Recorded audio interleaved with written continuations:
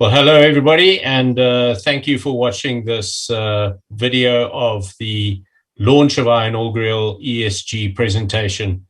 Launched in 2021, but it's for the reporting period January to December 2020. The second slide I've got is obviously the disclaimer, which you're all familiar with, so I won't dwell on that. And then the third slide talks really about this inaugural ESG report. We are committed to the process of being transparent about what we do from an environmental, social, and governance perspective in Caledonia, and particularly focused on the Blanket mine. We understand this is important to stakeholders, and it's apparent to us in preparing this report that it has been important to us as well, because many of the topics that we talk about are already practiced. But now what we've done is we've pulled it all together into one formal report, and it's been a very, very interesting exercise. So this is not something that we are starting with a blank canvas. This is just documenting many of the principles and the projects that take place at Blanket and putting them in front of our stakeholders. We do recognize the critical importance of the ESG process, and it will develop over a period of time. As stakeholder requirements change, we will adapt, and it'll be very important for us to make this a living process. Obviously, this is early days from a formalization point of view, and we will be developing an ESG strategy and plan, and putting in all the right measurement criteria and the systems to ensure that we collect the data that is necessary for us to report to you on an annual basis. So that's where we're coming from an ESG perspective. Many of you hopefully remember the core message coming out of Caledonia and the Blanket mine, and I'll just reiterate the critical aspects. Central shaft is completed, and we are in the process of ramping up production to achieve our target of 80,000 ounces by 2022. We remain committed to returning money to shareholders, and we do that via our quarterly dividend. And as you've seen, we've been able to increase our dividend for many quarters in a row, and that will continue. We are also embarking on looking for new attractive opportunities in Zimbabwe, and we spoke about some of those over the last few corporate presentations, but that is a very important process. And obviously our ESG principles would roll out into these new opportunities. Our ESG philosophy covers the corporate governance and ethics, the health and safety in our business, our people, the communities with which we interact and we operate inside of, and the environment. And those are the key principles around which we're building our ESG strategy. To start off, firstly, with governance. Governance is not something that is going to be new to our business. We are already a highly regulated company. We're listed on the NYSE American and on the AIM stock exchanges, and therefore we comply with a very high level of standards in terms of business governance, honesty, integrity, and the ethics policy and the anti-bribery policy that is just part of the DNA of Caledonia has been in place for many years. And it is so dealing with the corporate governance side of the ESG is nothing new to us, and it will be easy for us to report against. We have reported in many aspects against other standards. The ESTMA standard for 2020 we reported against, and this will now roll out into reports on payments to governments and regulations of 2014 based on the UK guidelines. So governance is not something that we are scared of. It is a way of doing business, and it is definitely a way that our board practices from the top all the way through the company. And that applies to everyone who interacts with us. That's our consultants, our employees, and it becomes, as I say, it's part of the DNA of our business. Health, we're in a mining space, and obviously safety, health, and environment, the SHE of the mining space is a critical part of doing business in this sector. Health recently has covered more aspects than just the pure mining safety. But the health of our employees through this COVID pandemic has been absolutely critical to us. Zimbabwe is going through its third wave at the moment. We fared very well in the first wave and the second wave. The third wave, unfortunately, is a lot more transmissible. The virus is more transmissible, and we are experiencing more cases on our mine. Production not being affected at this point in time. But we are a tiny community inside of the greater Zimbabwean community, and we have tried to step up to the plate and assist our local Gwanda community as much as we can, and the greater Zimbabwean effort against the COVID pandemic. And this is critical. And there are a few pictures here that deal with some of the projects we completed last year. A Pakama clinic, 2 isolation wards, a very nice ablution facility, and a kitchen to help with the current pandemic. But this will obviously become accessible to the community for future healthcare provisions.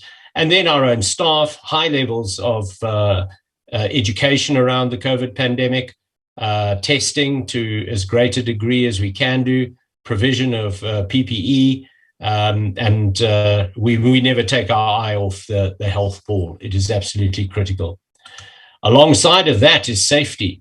And in the mining space, as a deep underground mine, you will all be familiar with the issues that arise with this type of business. And our COO, Dana Roots, introduced what we call our Nyanzvi initiative to instill a philosophy of you are your brother's keeper, to ensure that people focus on safety in everything that they do, in their home space, in the village, on the mine. And it's important that each individual person feels empowered, that they can speak up about safety, that they become safety officers in their own rights.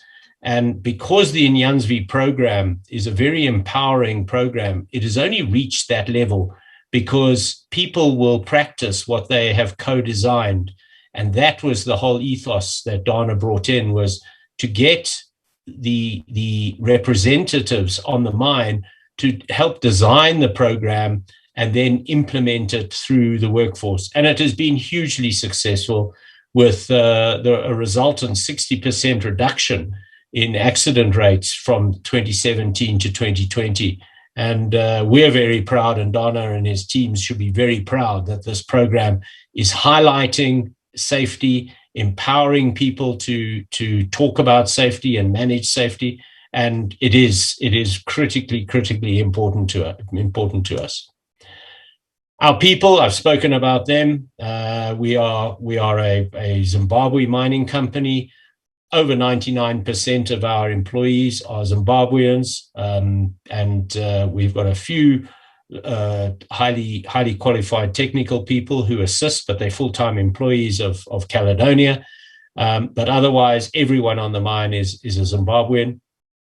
And the majority of people live in the village on the mine with their families, in accommodation that's got running water and electricity, and we try to make it a community, not just a transient hostel type structure. So it's a very nice environment. We therefore have a very low turnover from a staff perspective, because we believe that staff are happy to be working for Caledonia, and we are very happy to look after our community, because one of the greatest assets Zimbabwe has is the quality of their workforce. And we are very proud to have a fantastic workforce who has developed this mine from where it was many years ago to a project that will produce 80,000 ounces next year.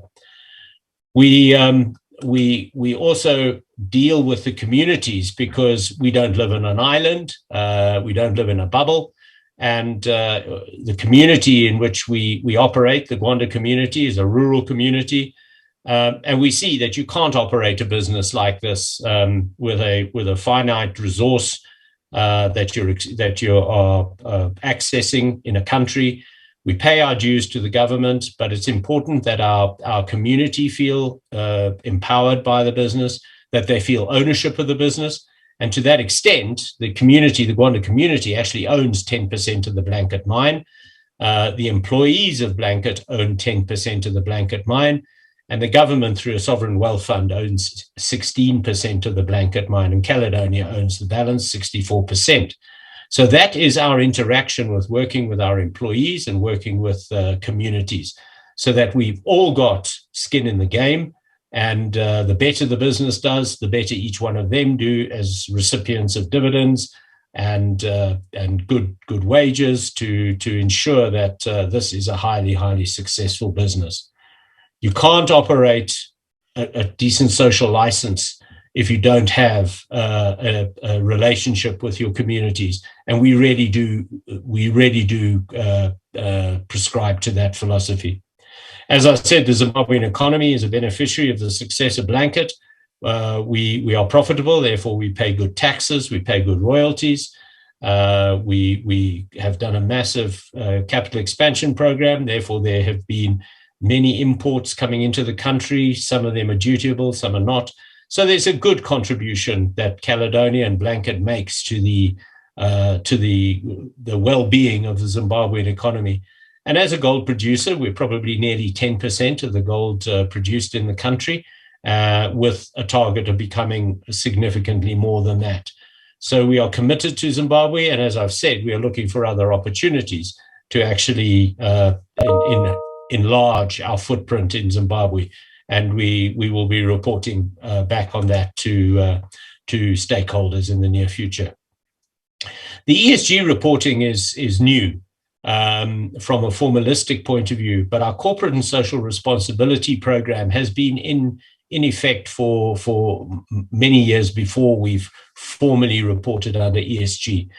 And our corporate social responsibility program, again, it dovetails in with the community relationships, with our staff relationships, with our commitment to the Zimbabwean well-being, and the pillars on which we build our corporate social responsibility program are listed here. And we've got education, we've got health, we've got agriculture, environment, and women and youth empowerment. We're looking to create things that are sustainable. So we want to teach the children and give them a good education. And Zimbabwe's always been known for its very good and high levels of education.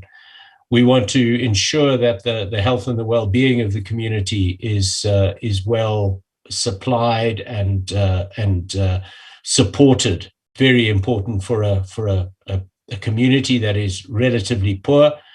We can certainly make a difference. And then teach someone to grow the crop rather than just giving them the food. That becomes very sustainable, and we've been very successful there. The environment, you cannot pretend as a miner that you don't have an impact on the environment, and we focus on that very, very clearly.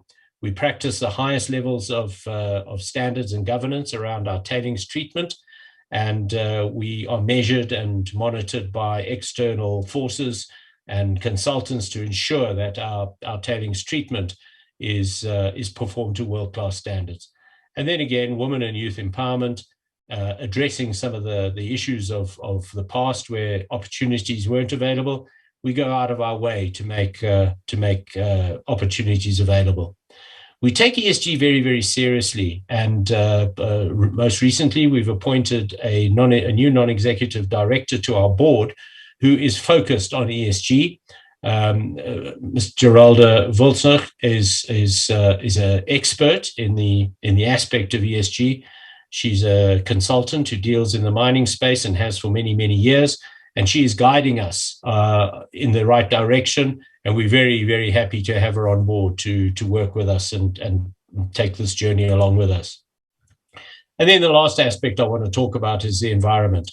Again, environment is covering things like the tailings dam, is talking about the quality of water in our properties, our use of water, our use of electricity and what that impact has on greenhouse gas emissions.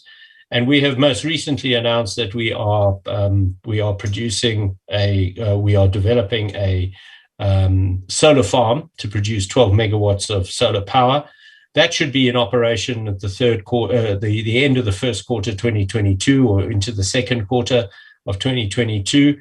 That is strategically important to Blanket. It's going to provide just under 30% of Blanket's total needs as the first phase that we're going in at. It's got full support and blessing of the Zimbabwean authorities, and we're going to be very excited to get this project established and then perfected, and then we will probably enhance it because our electricity consumption is going to increase as we improve our production rates and our volumes of gold we produce, and therefore our demand for electricity, either out of the Zimbabwean grid or the use of our diesel generators, has the potential to increase. Neither of those are particularly environmentally sensitive, so we are committed to doing whatever we can do from a solar perspective to soften our footprint that we leave behind in Zimbabwe. So that's just to give you a flavor of how passionate we are about ESG and where we're going. And this is our first report. I think it's a very good read. I encourage you to read it. It's available on our website, and we will be reporting back on an annual basis. So I thank you for taking the time, and look forward to talking to you more about this in the near future. Thank you and goodbye.